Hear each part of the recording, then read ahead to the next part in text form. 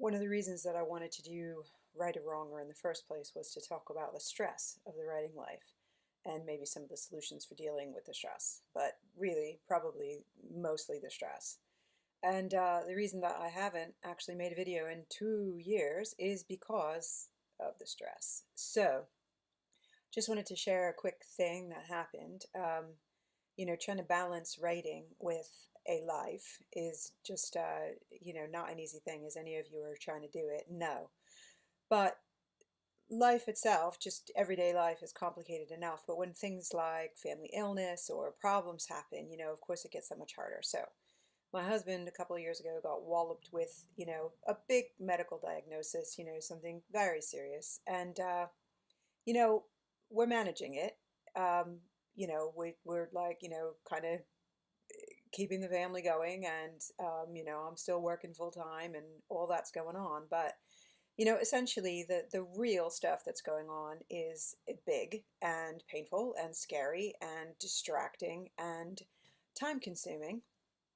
But in the midst of all that, there is still seems to be room for, the bizarre and the unexpected and the stressful, definitely. So a couple of weeks ago, we'd gone out as a family to, my husband found this really nice pool near here, and so we took our son, he's 5, and all of us went, had a really great time. It was a nice day out, which in London is never a guarantee. And came home, all's cool. There was a letter from the hospital. Letters from the hospital always treated as very serious, so everything kind of stopped for a minute. My husband came into the kitchen, opened up the letter, and he's staring at it for a while. And I'm like, okay, there's, usually it's an update. It's like something we already know about, but, he'd been waiting for, he'd been waiting for an appointment. And so I thought maybe it had something to do with that. Maybe it was another delay, whatever. So I came and I kind of stood next to him, read over his shoulder. And in the letter, it's only, paragraph, and 3/4 of the way down, it just said, and, the reason Mr. Wilson's platelet count hasn't risen is because he's developed HIV antibodies. And so I'm like, hold up, because that wasn't there before. That was not that, I know there are people out there dealing with that, but that, of all the stuff we've had to deal with, that's not been one of them, and would further complicate a whole lot of stuff that has to go on, in the upcoming months and years of treatment. Having any kind of compromised immune system would just not be a good thing. And so, looked at this and we looked at each other, and, your first reaction is like, I really want this to be a mistake. This can't really be happening. It must be some kind of an error because, we've been hit with really, really bad news several times over the last 3 years. And your first reaction is always, I want somebody to come and tell me this was a huge mistake.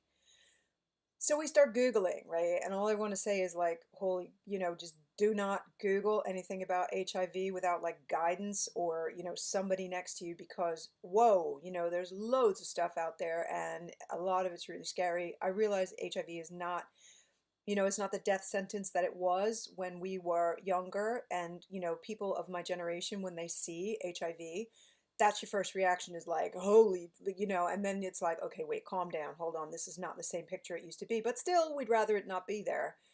So I'm like, okay, so we start Googling, like, is it possible to have HIV antibodies without having HIV? Because you want like any kind of an answer. Can't find anything. So I'm Googling and I'm like, look, you need to call your primary nurse. He's got a nurse assigned to him. I'm like, you need to call her and ask her, because for one thing, it might be his mistake. But for another thing, even if even if this is the truth, this is not the way to break it to somebody. Don't just tell them in a letter like, by the way, you need to like bring them into the office and sit down and be like, hey, I've got to break this thing to you. And, because people obviously aren't all going to take that news like, oh, it's okay, So, in fact, probably nobody is. So anyway, he calls, he leaves a message, he disappears into the bedroom. He came out a few minutes later and he was like, and this is the funny thing about stressful things and stuff like this that happens. Obviously, it was totally distracting. Just want to mention, by the way, that this was some time I was meant to be writing, and of course, this just completely took over that period of time. And he came out and he said, you know what? he said, I just want to thank you because nowhere in this process have you accused me of anything. And I thought, well, yeah, I didn't because, I'm not, you know, a teenager. I know bad things happen. I know things people don't expect happen. I know people's partners get up to all manner of stuff they weren't expecting and blah, blah, blah. Like, I know that's the world we live in. But in my gut, there was nothing saying to me, don't trust him. I was just like, look, he's had a number of medical procedures lately that could have been equally responsible as any other likely method of getting infected. And but it was like when it was an important moment because it was a time when he was like, "Look, you could have really not trusted me, and you did trust me." And it was like, we kind of bonded over that. And I was like, because obviously my first reaction was like, "Christ, if you got this, do I have it?" And how do we protect our son? And the whole picture of like something's threatening my family again. So anyway, right, move on from there. He's got to go to work, by the way. So he left, so I'm there looking after my son, still Googling, Googling and then praying and then Googling and then praying and then Googling and then meditating and, kind of just trying to like breathe through it. An answer will come and you'll find out whatever. And, you know, and the thing was that actually before my husband left, I just said, look, we are in this together for life, regardless of what happens. It's you and me and we will deal with this as a family, and and I meant that. I was like, all right, if this is part of the picture of you being ill, you know, then it is. And you know what I have learned about tough things is that the only solution is like, that if you need to cry, call a friend, do all of it. But when it comes right down to it, ultimately you have to just square up to it. Just walk right up to that demon and be like, you know what? Fine. You're a fire breathing dragon. You're the worst thing that's ever happened to me. Bring it, because as long as I'm alive, I'm fighting. And it's like, okay, so here's this thing. Here's the thing that we have to deal with. And, so he goes off to work. I'm sitting there, la la la la, and then, 15 minutes later, the phone rang.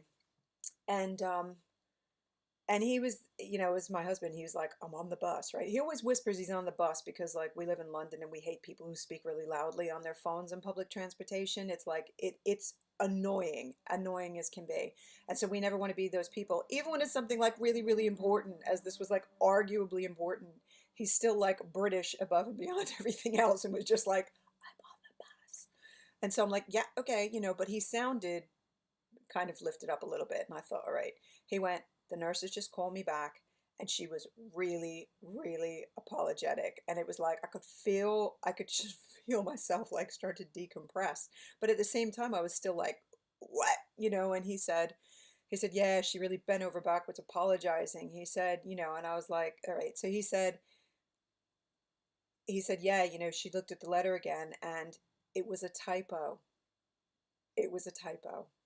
And it was like, and so what happened was that the abbreviation for HIV was very similar to an abbreviation that they would have used having to do with hemoglobin.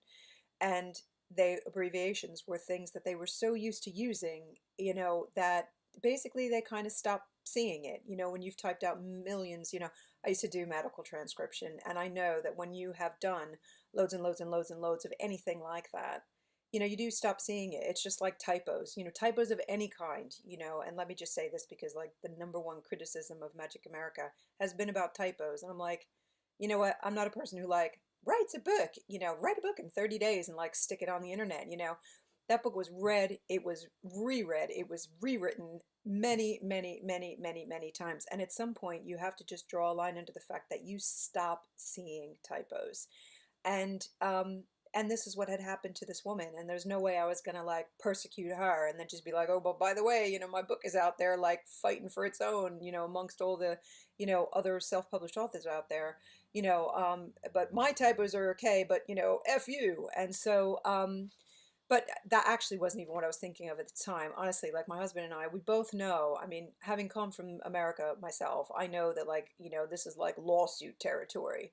But, in truth, I freaking love the NHS, free healthcare. Like, I know it's not like free, it comes out of your taxes, but, fuck it, you got to pay taxes everywhere anyway. And at least you get something real and huge and tangible, immediate out of it. And, the treatment that my husband has received so far for so many other things has been so, yeah, wildly expensive. And we've just been like, yep, free at the point of service is free to me. So, I was also like, you know what? I'm not going to take this poor NHS employee who's probably making, a third what she would make in a corporation and hang her out to dry, but in truth, I mean, even bigger than that, it was like both of us, our reaction immediately was just like, it's a miracle, we've been saved, and, part of the problem with like celebrating something like that is that for most people who see something like that, who get that kind of diagnosis, it's not a mistake, it's there, it's real, and they have to deal with it. And I think the only reason that I felt like it was okay to talk about this in a more public space was because weirdly, like we have so many other serious problems going on that to have one of them, just one of them, be a mistake and get lifted out of the picture really truly was that, to me, that was a miracle. That was as close to a miracle as miracles get. It was like for 45 minutes we had HIV and now we don't, yay. I am gonna, jump up and down about that.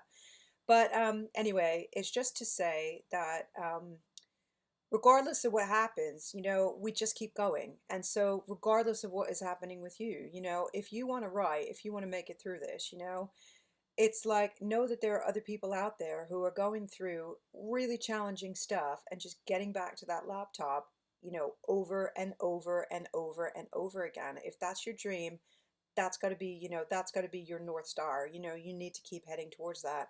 So, here we are, HIV free and still stressed the fuck out and still trying, still working, still going for it.